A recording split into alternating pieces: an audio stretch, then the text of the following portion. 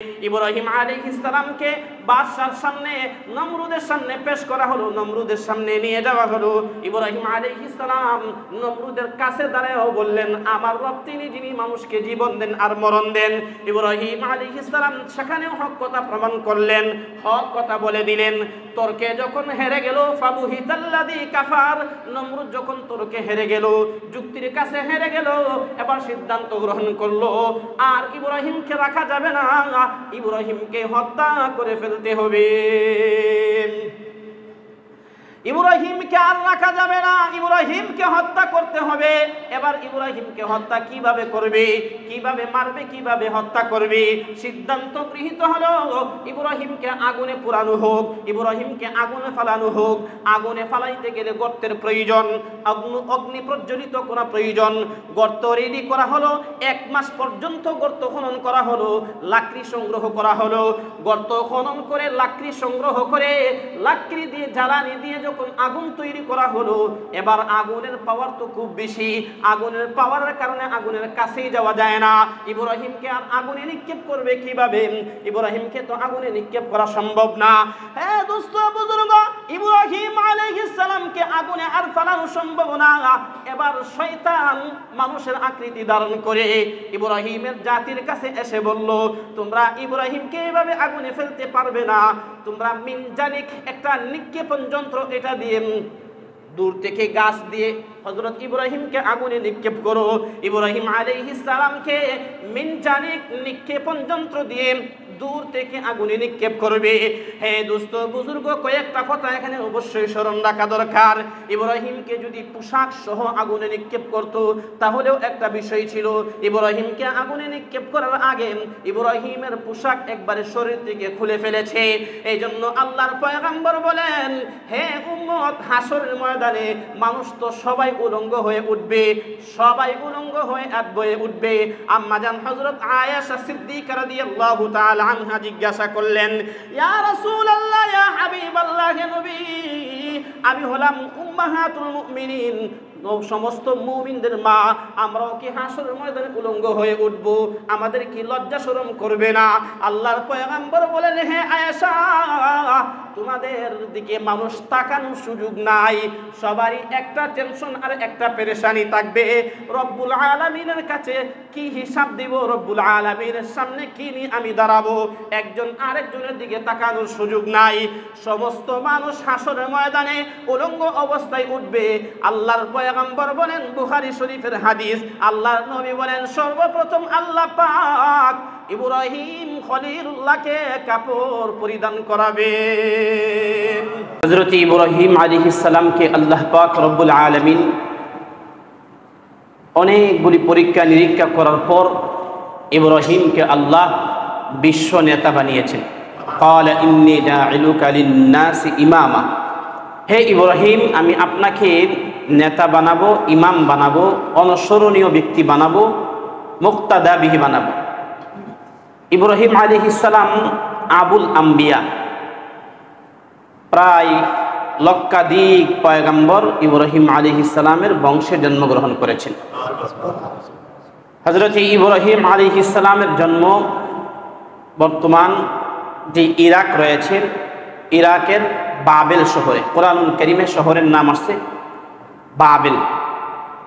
Bubble শহরে ইব্রাহিম আলাইহিস সালাম জন্মগ্রহণ করেন। বাবেল শহরে তিনি বড় হন, বাবেল শহরে তিনি নবুয়ত প্রাপ্ত হন। নবুয়ত প্রাপ্ত হওয়ার পর দাওয়াতি কার্যক্রম সর্বপ্রথম তিনি তার জাতির নিকটে করেন। সর্বপ্রথম তিনি তার বাবাকে দাওয়াত দেন। বাবার দাওয়াতের কার্যক্রমের বিষয়টা কোরআনুল কারীমে সূরাত মারইয়ামে আছে, 16 নম্বর পারায় 7 নম্বর পৃষ্ঠায় আছে। কোরআনুল কারীমের 7 নম্বর পারায় 16 নম্বর পৃষ্ঠায় আছে। হযরত ইব্রাহিম আলাইহিস সালাম তার আব্বাকে বললেন, ওয়া ইয ক্বালা ইব্রাহিমু লিআবিহি আযারা আতাত্তাখিযু আসনামান আলিহা ইন্নী আরাকা ওয়া কওমাকা ফি দালালিন মুবিন। ওয়া ইয ক্বালা ইব্রাহিমু লিআবিহি, যখন ইব্রাহিম আলাইহিস সালাম তার আব্বাকে বললেন, তার আব্বার নাম হলো আযর। যখন ইব্রাহিম আলাইহিস সালাম তার আব্বা আযরকে, তার বাবা আযরকে বললেন, আপনি এই সমস্ত দেবদেবীর মূর্তির পূজা করতেছেন, আমি আপনাকে আর আপনার জাতিকে সুস্পষ্ট বিভ্রান্তিতে দেখতেছি, এগুলো বিভ্রান্তি। ইব্রাহিম আলাইহিস সালামের দাওয়াতি কার্যক্রম ঘর থেকে শুরু করে সমাজ পর্যন্ত, রাষ্ট্র পর্যন্ত, বাবেল শহরে পুরাটাই ইব্রাহিম আলাইহিস সালামের দাওয়াতি কার্যক্রম চলতেছিল। তো ইব্রাহিম আলাইহিস সালামকে আল্লাহ পাক যতগুলি পরীক্ষা নিরীক্ষা করেছেন, এর মধ্যে এটাও একটা পরীক্ষা যে দেবদেবীর বিরুদ্ধে কথা বলতে হবে। যেই শহরে, যেই সমাজে, যেই এলাকাতে সবাই দেবদেবীর পক্ষে, দেবদেবীর বিরুদ্ধে কেউ নাই, সবাই দেবদেবীর পক্ষে, ইব্রাহিম আলাইহিস সালাম হক কথা বলার জন্য দাঁড়িয়ে গেলেন। সিস্টেম করলেন কি? হযরত ইব্রাহিম আলাইহিস সালামকে একদিন দাওয়াত করলেন, হে ইব্রাহিম, আমরা তো উৎসব পালন করি, চলো আমাদের সাথে উৎসব পালন করবে, মেলায় যাবে। ইব্রাহিম আলাইহিস সালাম বললেন, ভাই দেখেন, ফাকালা ইন্নী সাকিম ফাতাওয়াল্লা আনহু মুদবিরিন, ভাই আমি অসুস্থ, আমি শারীরিকভাবে অসুস্থ না হলেও মানসিকভাবে খুবই অসুস্থ। আপনাদের এই কার্যক্রম দেখে আমি মানসিকভাবে অসুস্থ হয়ে পড়েছি, যেন বুঝাইতে চাচ্ছেন, এজন্য আমি আপনাদের সাথে মেলায় বা উৎসবে যেতে পারবো না। অপরদিকে যখন এই সমস্ত লোক চলে গেল উৎসবে, তখন ইব্রাহিম আলাইহিস সালাম হয়তো মনে মনে অথবা অল্প কিছু লোকের সামনে এই কথাটা বললেন, ওয়াতাল্লাহি লাআকিদান্না আসনামাকুম বা'দা আন তুওয়াল্লু মুদবিরিন, আল্লাহর শপথ, আমি আজকে এই মূর্তিগুলোকে ভেঙে টুকরা টুকরা করব। ইব্রাহিম আলাইহিস সালাম মন্দিরের ভিতরে প্রবেশ করলেন। মন্দিরের ভিতরে প্রবেশ করে আল্লাহ বলতেছেন, ফাজআলাহুম, 17 নম্বর পারা 6 নম্বর পৃষ্ঠা সূরাতুল আম্বিয়ায় আছে, আল্লাহ বলতেছেন, ফাজআলাহুম জুযাদান ইল্লা কাবীরাল লাহুম লাআল্লাহুম ইলাইহি ইয়ারজিউন। মন্দিরে ঢুকলেন, মন্দিরে ঢুকে কোরাল, সম্ভবত কোরাল বা অন্য যে কোনো বস্তু হাতে নিলেন, হাতে নিয়ে ওদেরকে বললেন, তোমাদের সামনে এত নজরানা পেশ করা, এত কিছু পেশ করে দেখছে, তোমরা এগুলো খাচ্ছ না কেন, খাও না কেন? ওরা তোর কথা বলতে পারে না, ওরা তোর জবাব দিবে না। ইব্রাহিম আলাইহিস সালামের আরো রাগ হচ্ছে, ক্রোধান্বিত হয়ে এই কোরাল দিয়ে সবগুলো মূর্তিকে ভেঙে টুকরো টুকরো করে ফেলেছে, খণ্ড বিখণ্ড করে ফেলেছে। ইল্লা কাবীরাল লাহুম লাআল্লাহুম ইলাইহি ইয়ারজিউন, তবে তার যেই মন্দিরের ভিতরে যেই বড় মূর্তিটা ছিল, এই বড় মূর্তিটাকে তিনি আলাদাভাবে রেখে দিয়েছেন, এটাকে ভাঙেন না,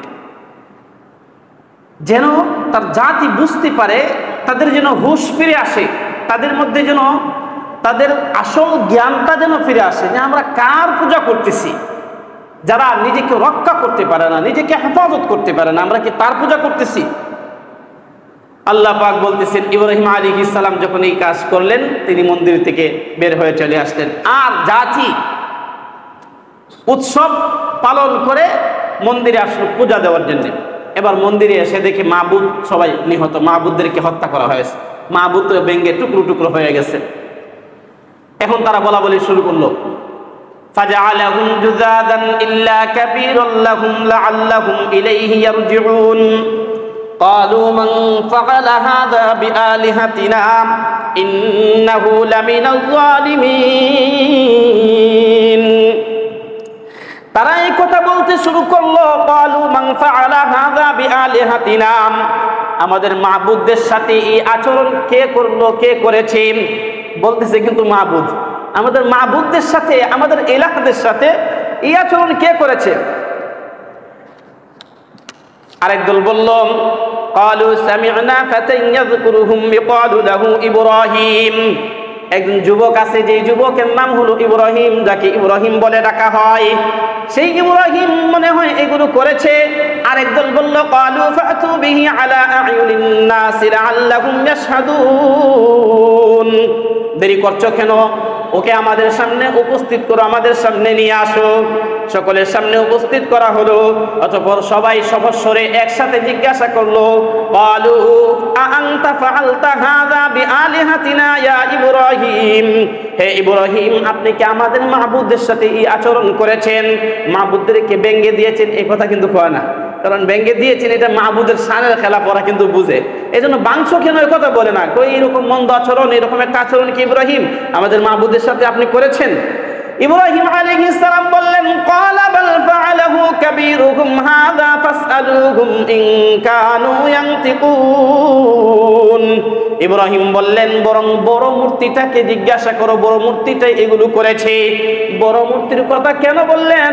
মূর্তিটা বড় দুই দিক থেকে, একটা হলো দেহের আকৃতির দিক থেকে মূর্তিটা বড়, অন্য সমস্ত মূর্তির তুলনায় দেহের আকৃতির দিক থেকে এই মূর্তিটা বড়। অথবা বড় এর মর্ম হলো মূর্তি দেহের দিক থেকে সব 100 ছিল, কিন্তু মাঝখানের এই মূর্তিটাকে জাতি বড় মনে করত, বেশি সম্মান করত, এই জন্য তিনি বড় বলেছেন। বরং বড় মূর্তিকে জিজ্ঞাসা করো কে এই কাজটা করেছে, যদি কথা বলতে পারে। ইব্রাহিম জানেন, জাতিও জানে, ওরা তো কথা বলতে পারে না। এবার জাতি বলতেছে ফারাজাউ ইলা আনফুসিহিম ফাকালু ইন্নাকুম আনতুম যালিমুন, ইন্নাকুম আনতুমুজ যালিমুন। তারা নিজেদের দিকে একটু ফিরে আসলো, একটু হুঁশ আসলো। আরে এই দেবদেবী কথা বলতে পারে না, বড় মূর্তি কথা বলতে পারে না, নিজেকে রক্ষা করতে পারে না, আমরা কেমনে তাদের ইবাদত করি, কেমনে তাদের সামনে মাথা ঝুঁকাই? ইব্রাহিমের মাকসাদ ওইটাই ছিল, এটাই বোঝানোর উদ্দেশ্য ছিল। ইব্রাহিম আলাইহিস সালাম এতে সফল হয়ে গেলেন।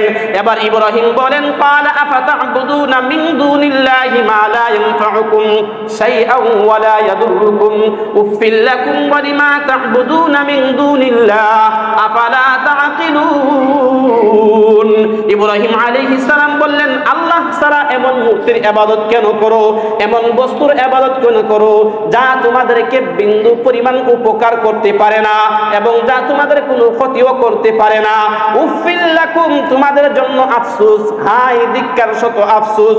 ওয়ালিমা তা'বুদুনা মিন দুনিল্লাহ, আল্লাহ ছাড়া যারা ইবাদত করো তোমাদের জন্য এবং তাদের জন্য আফসোস।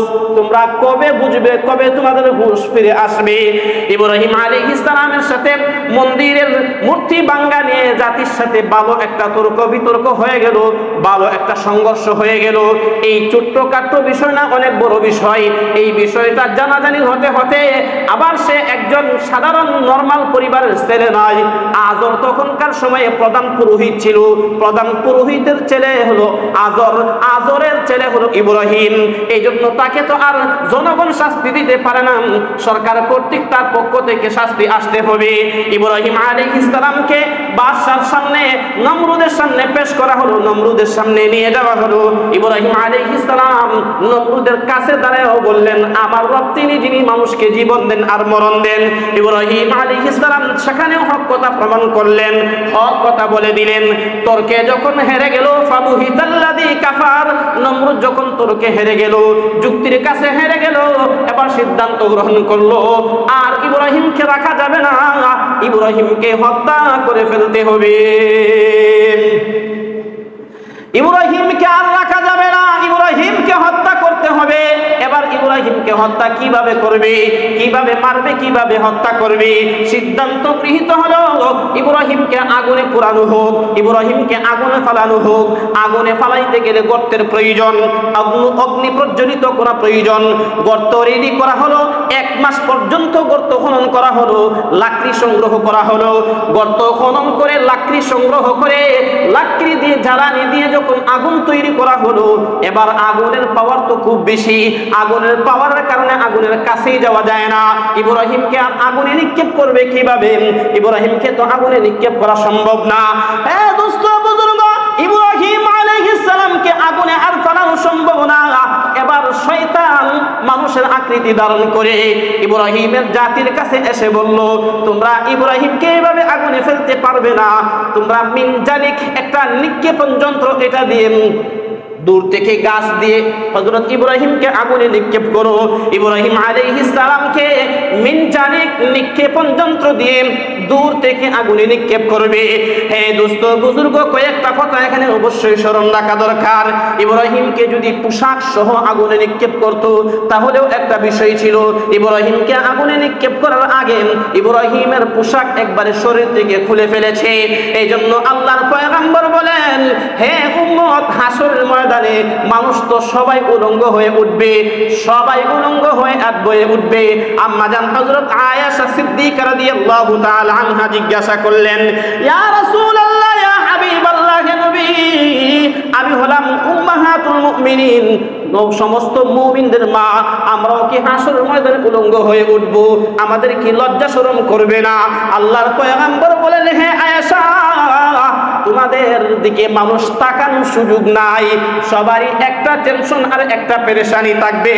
রব্বুল আলামিনের কাছে কি হিসাব দিব? রব্বুল আলামিনের সামনে কি নিয়ে আমি দাঁড়াবো? একজন আরেকজনের দিকে তাকানোর সুযোগ নাই। সমস্ত মানুষ হাসরের ময়দানে উলঙ্গ অবস্থায় উঠবে। আল্লাহর পয়গম্বর বলেন, বুখারী শরীফের হাদিস, আল্লাহর নবী বলেন, সর্বপ্রথম আল্লাহ পাক ইব্রাহিম খলিলুল্লাহকে কাপড় পরিধান করাবে। কাকে কাপড় দিবেন আল্লাহ? ইব্রাহিমকে। ওই ইব্রাহিম আলাইহিস সালামকে তারা উলঙ্গ করেছিল, আগুনে নিক্ষেপ করার সময় উলঙ্গ করেছিল। এই জন্য কাপড় পরিধান করার মাধ্যমে সর্বপ্রথম হাসরের ময়দানে আল্লাহ পাক পয়গম্বর খলিলুল্লাহ ইব্রাহিম আলাইহিস সালামকে সম্মানিত করবেন। ইব্রাহিম আলাইহিস সালামকে আগুনে নিক্ষেপ করার জন্য নিক্ষেপণ যন্ত্রে উঠানো হলো, মিনজানিকে উঠানো হলো। মিনজানিকে উঠানোর পরে আগুনে ছেড়ে দেওয়া হবে। তাফসীরে ইবনে কাসিরে, তাফসীরে মাআরিফুল কোরআনে প্রায় সমস্ত তাফসীরের কিতাবে লেখা হয়েছে, হযরতে ইব্রাহিম যখন আগুনে নিক্ষিপ্ত হবেন, তিনি তো একমাত্র তখন আল্লাহর বন্ধু, আল্লাহর খলিল।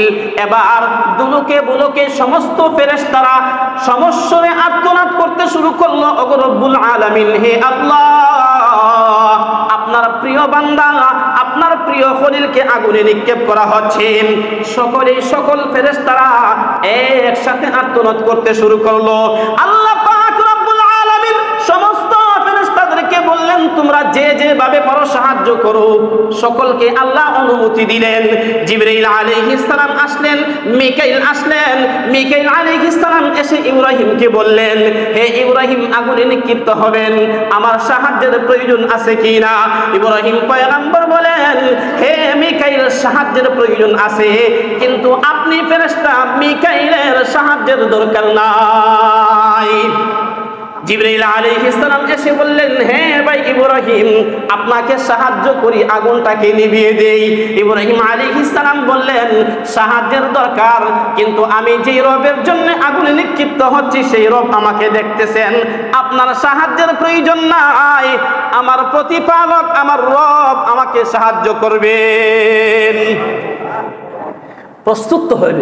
প্রস্তুত হন ভাই, সাহায্য আল্লাহ পাকের তরফ থেকে আসবে। কিন্তু ওই মহল, ওই স্থানে যাওয়ার আগেই না, যখন ওই স্থানে যাওয়া হবে তখন আল্লাহর পক্ষ থেকে সাহায্য অবশ্যই আসবে। ইব্রাহিম আলাইহিস সালাম আগুনের উপরে মিনজানিকে রয়েছেন, একটু পরেই আগুন নিক্ষেপ করা হবে। মিকাইলের সাহায্যের দরকার নাই, জিবরাইলের সাহায্যের দরকার নাই, স্বয়ং রব্বুল আলামিনের সাহায্যের দরকার। বিজ্ঞান তো বলতেছে, যেই বস্তুর মধ্যে যেই ক্ষমতা আছে, এই ক্ষমতা কখনো আলাদা হয় না। পানির মধ্যে ঠান্ডার যে ক্ষমতা আছে সেটা কখনো আলাদা হয় না। আগুনের মধ্যে পুড়িয়ে দেওয়ার যে ক্ষমতা আছে সেটা কখনো আলাদা হয় না। কিন্তু রব্বুল আলামিন প্রত্যেকটা জাতের মধ্যে, প্রত্যেকটা বস্তুর মধ্যেই একটা আলাদা শক্তি দিয়েছেন, রব্বুল আলামিন দিয়েছেন। ইচ্ছা করলে রব্বুল আলামিন ওই বস্তু থেকে, ওই বস্তুর শক্তিটাকে আলাদাও করতে পারেন। আল্লাহ আগুন দিয়েছেন, আগুনের মধ্যে পুরানো শক্তি দিয়েছেন। আগুনটা দেখতে আগুনই থাকবে, কিন্তু পুরানোর ক্ষমতা হ্রাস পাবে, পুরানোর ক্ষমতা একবারে নিঃশেষ হয়ে যাবে। এই শক্তি আল্লাহ পাকের আছে। দেখতে আগুন, আগুন দাউ দাউ করে জ্বলতেছে। ইব্রাহিমকে আগুনে নিক্ষেপ করা হলো। আল্লাহ পাক সেই মুহূর্তে বলতেছেন, কুলনা ইয়া নারু কুনি বারদাও ওয়া সালামান আলা ইব্রাহিম। আল্লাহ পাক রব্বুল আলামিন বলেন, কুলনা ইয়া নারু কুনি, আমি আগুনকে বললাম, কুনি বারদান, হে আগুন তুমি ঠান্ডা হয়ে যাও। এবার ঠান্ডা হয়ে যাও বলছেন, যদি শীতল আর ঠান্ডা হওয়া যায়, শীতল হওয়াটাও একটা শাস্তি, খুব ঠান্ডা হওয়াটাও একটা শাস্তি। এই জন্য আল্লাহ পাক পরে আবার শব্দ বললেন, হে আগুন ঠান্ডা যে হবে, খুব বেশি ঠান্ডা হবে না, ওয়া সালামা, ঠান্ডা আর গরমের মাঝামাঝি থাকবে, আমার ইব্রাহিমের জন্য একবারে নিরাপদ আগুন হয়ে যাও। ঘটনা তো প্রত্যেক বছরই শুনি ভাই, এই ঘটনার পূর্ণ বিবরণ প্রত্যেক বছরই এই মসজিদে না ওই মসজিদে, এই জায়গা না ওই জায়গায়, ওয়াজের মাঠে কম বেশি শুনে আসতেছি। কিন্তু বিষয় হলো এখান থেকে শিক্ষণীয় বিষয় হলো ইব্রাহিম আলাইহিস সালামকে আল্লাহ পাক আগুনে নিক্ষেপ করেছেন, আল্লাহ পাক আগুনকে নিষ্ক্রিয় করে দিয়েছেন। এখান থেকে আমাদের এটা অবশ্যই স্মরণ রাখতে হবে, আল্লাহ যা চান তা করতে পারেন।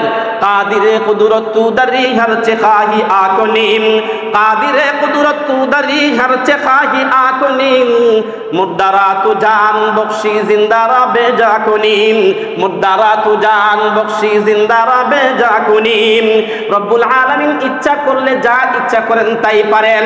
একজন মৃতকে জীবন দিতে পারেন, আবার যে জীবিত তাকে আল্লাহ মৃত দিতে পারেন, তাকে আল্লাহ মরণ দিতে পারেন। আগুন নিষ্ক্রিয় তিনি করতে পারেন, পানির ক্ষমতা তিনি একবারে নিঃশেষ করে দিতে পারেন, বাতাসের ক্ষমতা বাতাস দেখতে দেখা যাবে কিন্তু কোনো ক্ষতি করবে না। এই নিষ্ক্রিয় করে দেওয়ার অধিকার একমাত্র রব্বুল আলামিনের আছে, রব্বুল আলামিন এটা পারেন।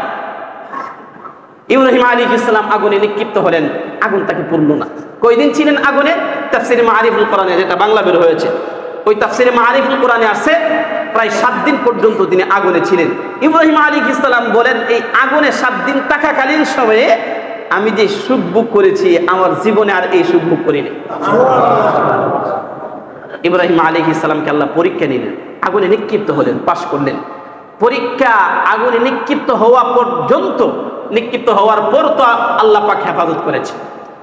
এই জন্য আল্লাহ সবাইকে পরীক্ষা করবেন।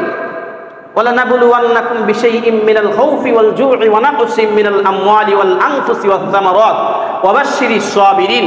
আল্লাহ মুমিন বান্দাকে পরীক্ষা করবেন, তার জানের উপরে খতরনাক আসবে, বিপদ আসবে, বালা মুসিবত আসবে, সন্তান অসুস্থ হবে, মা মারা যাবে, বাবা মারা যাবে, সন্তান মারা যাবে, ভাই মারা যাবে, বোন মারা যাবে।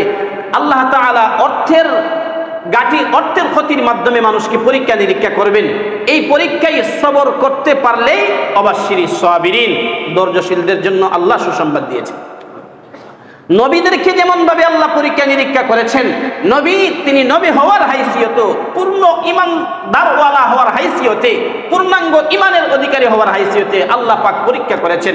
আপনি যে পর্যায়ের মুমিন, আমি যে পর্যায়ের মুমিন, সেই পর্যায়ের মুমিন হিসাবে আল্লাহ পাক আমাকে পরীক্ষা করেন। নবী বলেন, আসাদুন নাসি বালাআন আল আম্বিয়াউ সুম্মাল আমসালু ফাল আমসালু। মানুষের মধ্যে বালা মুসিবতের সম্মুখীন হয় সর্বপ্রথম নবীগণ, এরপরে সুম্মাল আমসালু ফাল আমসাল, এরপরে যে যত বড় মুত্তাকি সে তত বেশি পরীক্ষার সম্মুখীন হয়, সে তত বেশি বিপদের সম্মুখীন হয়। তাহলে বিপদের সম্মুখীন হওয়া, পরীক্ষার সম্মুখীন হওয়া, এটা তো ইমানদার হওয়ার লক্ষণ।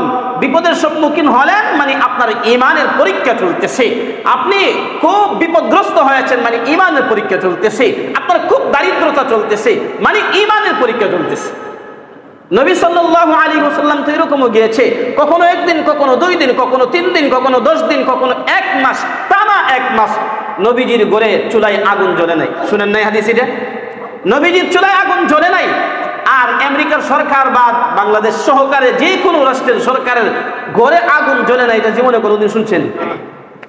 চুলায় আগুন জ্বলে নাই, রান্না হয় নাই, না খেয়ে থেকেছেন তিনি, আজকে 2 দিন 3 দিন যাবৎ খাননি, দারিদ্রতার কারণে, অভাব অনটনের কারণে।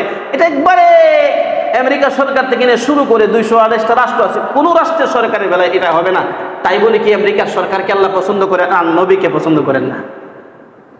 নবী অভাবে ছিলেন, নবীর 1 মাস পর্যন্ত চুলায় আগুন জ্বলে নাই, কিন্তু আমেরিকা সরকার তো খুব সুখে আছে।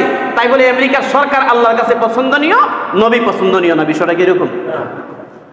তাহলে অভাব অনটন আর পরীক্ষা নিরীক্ষা, বিপদ থাকলেই সে আল্লাহর প্রিয় বান্দা না, এরকম না। আবার যে সুখে আছে, সুখে থাকলে আল্লাহর প্রিয় বান্দা, বিষয়টা এরকম না। বরং পরীক্ষা নিরীক্ষার সম্মুখীন নবীগণ হয়েছেন, নবীর উত্তরাধিকারী যারা হবে, নবীর অনুসরণীয় কর্নেওয়ালা যারা হবে, অনুসারী যারা হবে, তাদের পরীক্ষা আসবে, তারা পরীক্ষা দিতে হবে। এটাই একজন মুমিনের সিফত।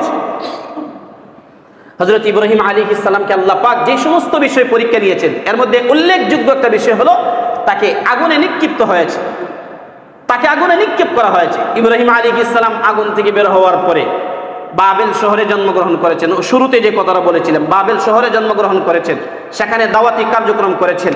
আগুন থেকে বের হওয়ার পরে এত বড় একটা ঘটনা ঘটলো, এই ঘটনার মাধ্যমে তাওহীদের দাওয়াত সব জায়গায় পৌঁছে গেছে।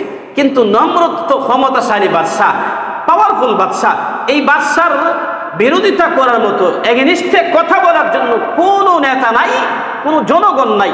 এই জন্য কেউ সাহস করতে পারে না যে ইব্রাহিমের ধর্মটাকে গ্রহণ করবে, কিন্তু দাওয়াত সব জায়গায় পৌঁছে গেছে।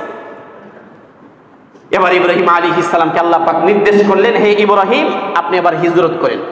একটা কথা স্মরণ রাখবেন, সমস্ত নবীগণ হিজরত করেছেন, সমস্ত নবীগণ হিজরত করেছেন। নবী মুহাম্মদুর রাসূলুল্লাহ সাল্লাল্লাহু আলাইহি ওয়াসাল্লাম মক্কা থেকে মদিনায় গিয়েছেন। হযরত ইব্রাহিম আলাইহিস সালাম জন্ম হলো ইরাকের বাবেল শহরে।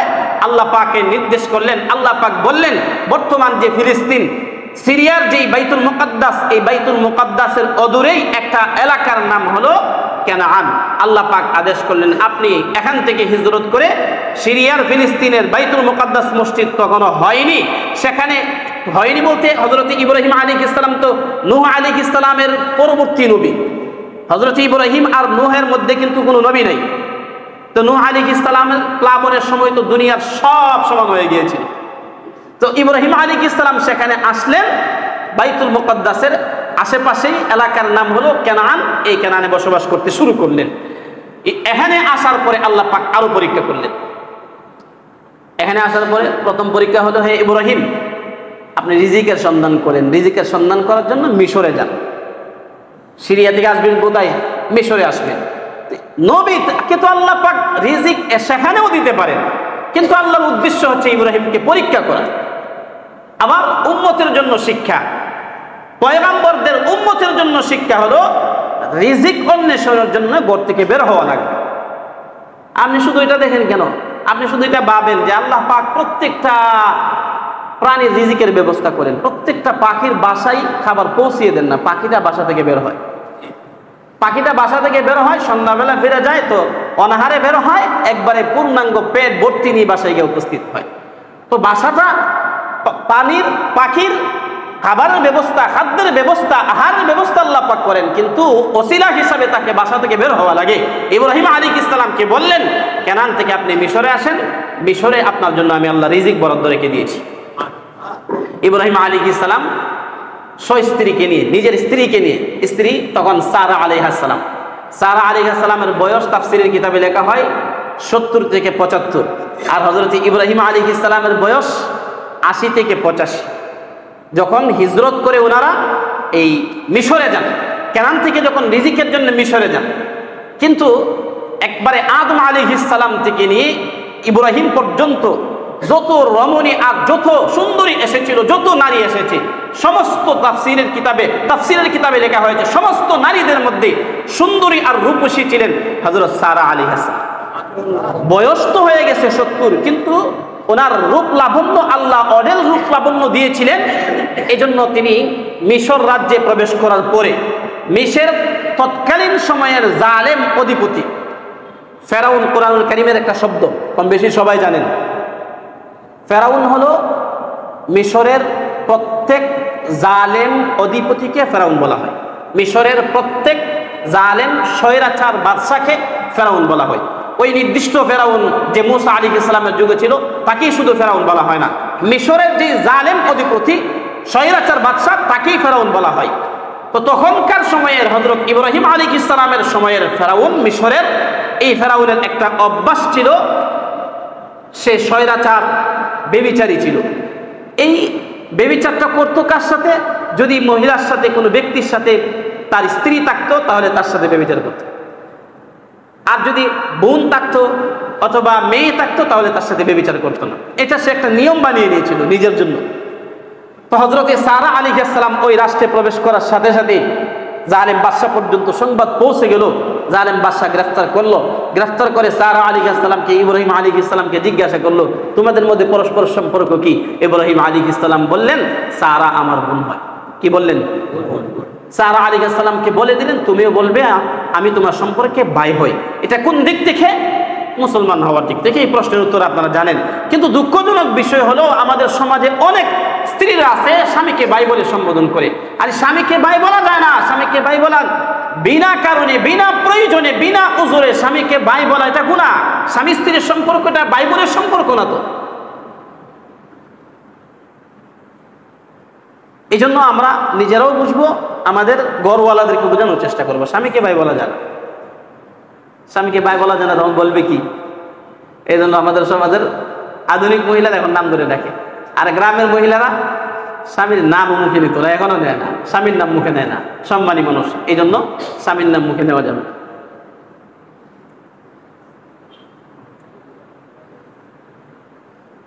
একটা ঘটনা শুনতাম, সত্য মিথ্যা আল্লাহ জানে।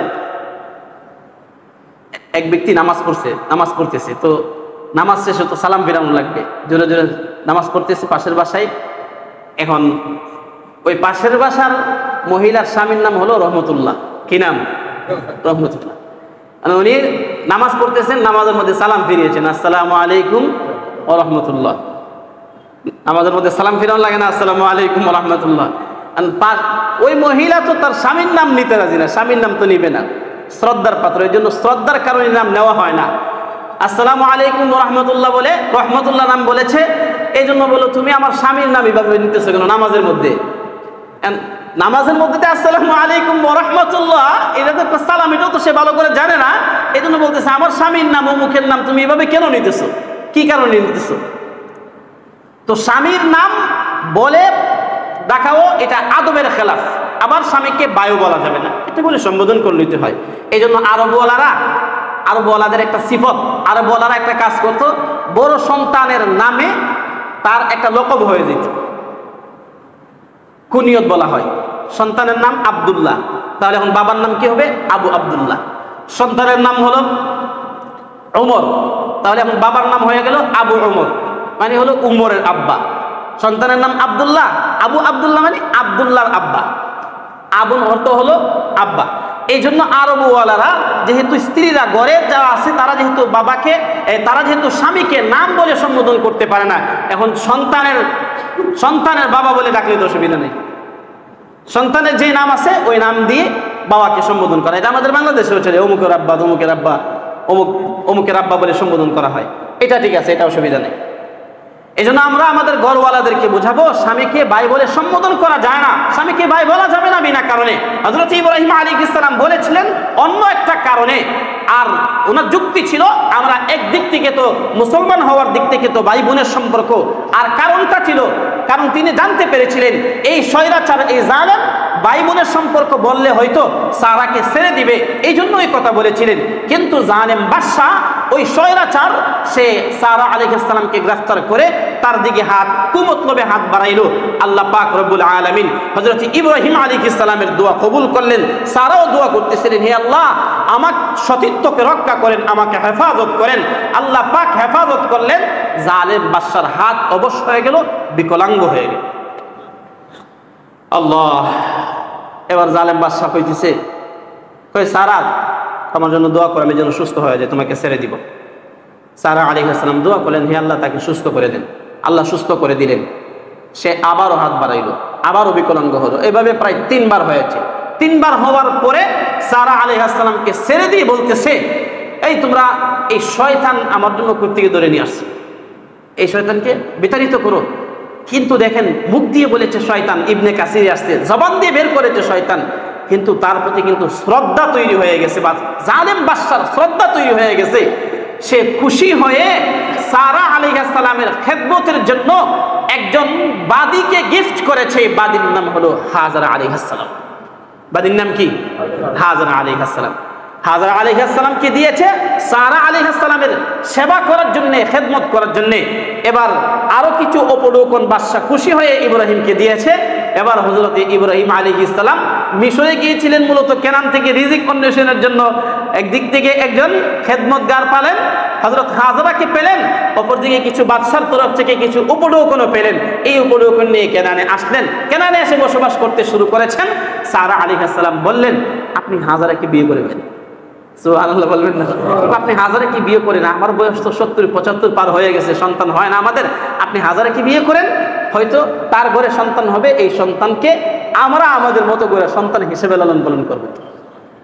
হাজরা আলাইহিস সালাম এর সাথে হযরত ইব্রাহিম আলাইহিস সালামের বিবাহ বলতে গেলে সারা আলাইহিস সালাম নিজে পড়াইলেন, তার মাধ্যমেই, তার প্রস্তাবের মাধ্যমে বিবাহ সংগঠিত হয়েছে।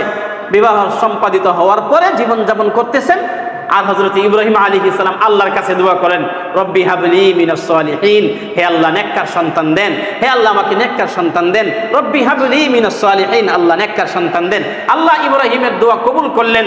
ফাবাশশারনাহু বিগুলামিন আলিম, আল্লাহ বলেন আমি তাকে সহনশীল আর ধৈর্যশীল একজন গোলামের ব্যাপারে সুসংবাদ দান করলাম। সুবহানাল্লাহ। হাজরা আলাইহিস সালামের ঘরে সর্বপ্রথম সন্তান হইল, সন্তানের নাম রাখলেন হযরতে ইসমাঈল আলাইহিস সালাম। এই হযরতে ইসমাঈল আলাইহিস সালাম একবারে সর্বশেষ নবী মুহাম্মদুর রাসূলুল্লাহ সাল্লাল্লাহু আলাইহি ওয়াসাল্লাম ওই হযরতে ইসমাঈল আলাইহিস সালামের বংশধর। হযরত ইব্রাহিম আলাইহিস সালামের বয়স তখন ৮৬ বছর, ৮৬ বছর জীবনের বয়স। এখন দেখেন হযরতে সারা আলাইহিস সালামের বয়স তখন প্রায় ৮০ বছর, হযরত ইব্রাহিম আলাইহিস সালামের বয়স প্রায় ৮৬ বছর। কিন্তু আল্লাহ পাক যা চান তা করতে পারেন, তার চাওয়া কেউ বাধা দিতে পারে না। হাজারের ঘরে সন্তান জন্মগ্রহণ করেছে ইসমাঈল। কিছুদিন পরেই হযরতে সারা আলাইহিস সালাম গর্ভবতী হয়েছেন, সন্তান হয়েছে। সন্তানের নাম রেখেছেন হযরত ইসহাক। কি নাম রেখেছেন? ইসহাক। এই কথাগুলো চাক্কা কথা, সারা জীবন স্মরণ রাখবেন। ইব্রাহিমের দুই সন্তান, এক সন্তানের নাম হযরত ইসমাঈল। ইসমাঈলের বংশে একবারে নবী মুহাম্মদুর রাসূলুল্লাহ সাল্লাল্লাহু আলাইহি ওয়াসাল্লাম পর্যন্ত কোন নবী নাই, একমাত্র শেষ নবী হযরত মুহাম্মদুর রাসূলুল্লাহ সাল্লাল্লাহু আলাইহি ওয়াসাল্লাম। আর বড় স্ত্রীর ঘরে সারা আলাইহিস সালামের ঘরে হযরত ইসহাক আলাইহিস সালাম। ইসহাক আলাইহিস সালামের ঘরে একজন পয়গম্বর হয়েছেন, পয়গম্বরের নাম হযরত ইয়াকুব আলাইহিস সালাম। কি নাম ভাই? ইয়াকুব আলাইহিস সালাম। ইয়াকুব আলাইহিস সালামের 12 সন্তান। কয় সন্তান? 12 সন্তান। 12 সন্তানের এক সন্তানের নাম হলো হযরত ইউসুফ আলাইহিস সালাম। 12 সন্তানের এক সন্তানের নাম হলো বিনয়ামিন। আর 12 সন্তানের এক সন্তানের নাম ছিল ইহুদি। এই ইহুদ সে ছিল সবার বড়। এই ইহুদের নাম দিয়ে এই বনি ইসরাঈলের পুরা 12 জন ভাই থেকে যত মানুষ তৈরি হয়েছে সবার নাম রাখা হয়েছে ইহুদি। সবার নাম কি রাখা হয়েছে? ইহুদি রাখা হয়েছে। একদিক থেকে তাদের নাম বনি ইসরাঈল, ইসরাঈলের সন্তান। আর বনি দিয়ে বোঝানো হয়েছে হযরত ইয়াকুবকে, ইয়াকুবের সন্তান। এই জন্য ইহুদিদের একটা নাম হলো ওরা ইহুদি, এটা তাদের ধর্মীয় পরিচয়। আর তাদের আরেকটা নাম হলো ইসরাইল। আরেকটা নাম কি? ইসরাইল। এক কথা থেকে আরেক কথায় চলে আসছি। তাহলে এখন তারা নবীদের পয়গম্বর, নবীর জাতির, নবীর বংশের, কিন্তু তারা এখন বিভ্রান্ত কেন? তারা পথভ্রষ্ট কেন? কারণ আল্লাহ পাক যুগে যুগে যত নবী পাঠিয়েছেন, যত কিতাব পাঠিয়েছেন, সমস্ত নবীদেরকে সমস্ত কিতাবে এই কথার ঘোষণা দিয়েছেন, যদি তোমরা থাকাকালীন সময়ে নবী মুহাম্মদুর রাসূলুল্লাহ সাল্লাল্লাহু আলাইহি ওয়াসাল্লাম আসেন, তিনি তার ধর্মীয় গ্রন্থ নিয়ে উপস্থিত হন, তাহলে তোমাদের ধর্মীয় গ্রন্থ বাতিল, তোমরা নবীকে মানবে। একথার স্বীকৃতি আল্লাহ সমস্ত নবীদের থেকে নিয়েছেন। একথার স্বীকৃতি আল্লাহ প্রত্যেকটা ছোট বড় সমস্ত কিতাবে দিয়েছেন। কিন্তু এই ইহুদিরা, এই খ্রিস্টানরা, এই নাসারারা, এই ইসরাইলরা তাদের কিতাবের এই কথা মানে না, তাদের বই পুস্তকের এই কথা মানে না, বিধায় তারা বিভ্রান্ত। এই জন্য তারা হক না, এই জন্য তারা নবীর অনুসারী না, এই জন্য এখন তারা কোনো নবীদের অনুসারী না। তারা নবীদের বংশের হওয়ার পরেও নবীর অনুসারী না, কারণ আমাদের নবীকে না মানার কারণে আর কোরআন না মানার কারণে। নবীর বংশের হযরত ইয়াকুব আলাইহিস সালামের বংশের, ইব্রাহিম আলাইহিস সালামের বংশের, কিন্তু একবারে নিকৃষ্ট জাতিতে এখন পরিণত হয়েছে তাদের আচরণের কারণে, তাদের আখলাকের কারণে, তাদের স্বভাবের কারণে। হযরত ইব্রাহিম আলী, মূল কথায় যাই, হযরত ইব্রাহিম আলাইহিস সালামকে আল্লাহ পাক বহু পরীক্ষা নিরীক্ষা করেছেন। কেনানে আসার পরে বলেছেন মিশরে যান, মিশর থেকে আসলেন, হাজারাকে পাইলেন, হাজারার গর্ভে সন্তান ধারণ হলো, সন্তান আসলো, সন্তানের নাম রাখলেন ইসমাঈল। ইসমাঈল আলাইহিস সালামকে যখন তিনি ধারণ করলেন, ইসমাঈল যখন জন্মগ্রহণ করলেন, নবজাতক শিশু মাত্র দুনিয়ায় আসে। এবার আল্লাহ পাক আরো এক বড় পরীক্ষা দিলেন, আদেশ করলেন, হে ইব্রাহিম, আপনার সন্তানকে আপনি মরুভূমিতে রেখে আসেন, আপনার সন্তানকে আপনি মরুভূমিতে রেখে আসেন। যেখানে জিবরাইল বলবে সেখানেই আপনার সন্তান ইসমাইল আর হাজারাকে রেখে আসবেন। তাফসীরের কিতাবে লেখা হয় এই পরিস্থিতিটা কেন আসলো, যে এখন আর কেনানে একই ছাদের নিচে একই করে হাজারা আর সারাকে নিয়ে বসবাস করা সম্ভব না। যদিও সারা নিজেই বিবাহ করিয়েছে, কিন্তু এখন আর সারা আলাইহিস সালাম হাজারাকে একবারই সহ্য করতে পারতেছে না, একবারই সহ্য করতে পারেন। আপনারা বলবেন নবীর স্ত্রী সারা এবার হাজারাকে সহ্য করতে পারেন না, তাহলে আল্লাহর কাছে কি জবাব দিবেন তিনি? এই প্রশ্ন তো স্বাভাবিকভাবে জাগ্রত হয়। মুফাসসিরিনে কেরাম উত্তরও লিখেছেন। উত্তর হলো সতীনের একজনের সাথে আরেকজনের যে বিদ্বেষ, নবী আলাইহিস সালাম 11 বিবাহ করেছেন। সতীনদের পরস্পর যে বিদ্বেষ, প্রতিহিংসা, হিংসাও বলা যায় না এটাকে, কিন্তু বোঝানোর জন্য কথাটা বলতেছি, যদি একজন আরেকজনের অধিকার নষ্ট না করে, একজন আরেকজনের হক নষ্ট করলো না, অধিকার নষ্ট করলো না, তাহলে এই পরস্পর এই বিদ্বেষটা আল্লাহর তরফ থেকে এটা মাফ, এটা আল্লাহর তরফ থেকে কি মাফ, ক্ষতি করলো না। একজনে 2 বিবাহ করেছে তো বড় জনে ছোট জনের ক্ষতি করে নাই, কিন্তু পরস্পর কিন্তু একটা বিদ্বেষ আছে। ছোট জন বড় জনের কোনো ক্ষতি করে নাই, কিন্তু পরস্পর একটা বিদ্বেষ আছে। যদি এই বিদ্বেষটা থাকে আর এই বিদ্বেষটাকে কার্যকরী না করে, ক্ষতি না করে, তাহলে আল্লাহর তরফ থেকে মাফ। হযরতে সারা আলাইহিস সালাম হাজরাকে সহ্য করতে পারেন নাই, কথাটা সঠিক, কিন্তু সারা আলাইহিস সালাম হাজরার কোনো ক্ষতি করেন নাই। আর অপর দিকে ইব্রাহিমকে আল্লাহ আদেশ করলেন, আমি আপনাকে আদেশ করলাম আপনার নবজাতক শিশুকে যেখানে জিবরাইল বলবে সেখানে আপনি রেখে আসেন। জিবরাইল বলেছেন কোথায়? আগামী জুমায় পুরাটা বলবো, আজকে সংক্ষিপ্তভাবে বলতেছি। জিবরাইল আলাইহিস সালাম হযরতে ইব্রাহিমকে নিয়ে রওনা করেছেন। যাইতে যাইতে যাইতে যাইতে একবারে মরুভূমি, তখন মক্কা এই আশেপাশে যা কিছু দেখতেছেন তখন কিচ্ছুই ছিল না, একবারে বিরান শূন্য হয়ে পড়ে আছে। সেখানে গেলেন, সেখানে গিয়ে ইব্রাহিম বলেন, হযরতে জিবরাইল আলাইহিস সালাম বলেন, আপনি এখানেই নামেন, এখানে নেমে আপনার সন্তান হাজারাকে, আপনার সন্তান আর হাজারাকে এখানেই রেখে যান। হযরত ইব্রাহিম আলাইহিস সালাম সন্তান আর হাজারাকে সেখানে রেখে, সেখানে তিনি থাকতেও পারবেন না, থাকার অনুমতি নাই। ৮৬ বছর বয়সে সন্তান পেয়েছেন, এই নবজাতক সন্তানকে সেখানে রেখে আল্লাহ পাক নির্দেশ দিয়েছেন শুধু আল্লাহ পাকের হুকুম পালনার্থে, রেখে সেখান থেকে চলে আসছে। হ্যাঁ, এটার নাম মহাব্বত। আল্লাহকে মহাব্বত করেছেন তো দুনিয়ার সমস্ত মহাব্বত, গায়রুল্লাহর মহাব্বত কতটা ছাড়তে পারে, গায়রুল্লাহর মহাব্বত তার দিল থেকে বের হয় কিনা সেটা পরীক্ষা করার জন্যই আল্লাহ পাক এই আদেশ দিয়েছেন। ইব্রাহিম আলাইহিস সালাম সেখানে 100 পরিপূর্ণ সফলতা লাভ করেছেন।